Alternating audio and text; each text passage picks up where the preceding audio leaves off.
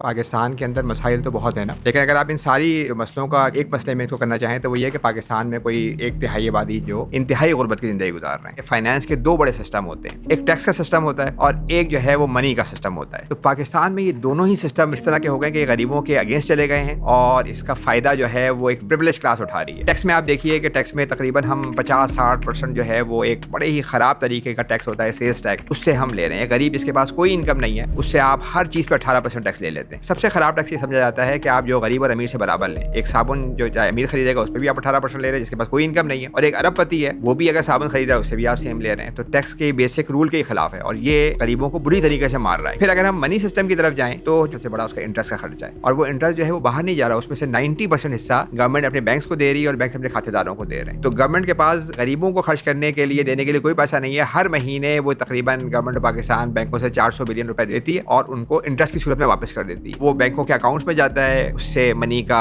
Inflation बढ़ता है और हम सब महंगाई सहते हैं, खासतौर पे गरीब जो मैंने बताया, और हमारे आने वाली औलादें जो हैं वो उसका कर्ज अदा कर रही होंगी। तो इस्लाम ने इस दोनों चीज़ों के हल बताएं। सिर्फ जो गवर्नमेंट के लिए जायज़ टैक्स है वो अल्लाह ताला के रसूल ने ज़कात और उशर, एक वेल्थ के ऊपर है, जो आपके पास दौलत है उसका आप 2.5% देंगे गरीब, और दूसरा जो आपकी पैदावार है उस पैदावार का उशर 5 या 10%, अगर ज़्यादा लेबर उसमें आपका यूज़ हुई है तो 5%, वरना 10% यूज़ करेंगे।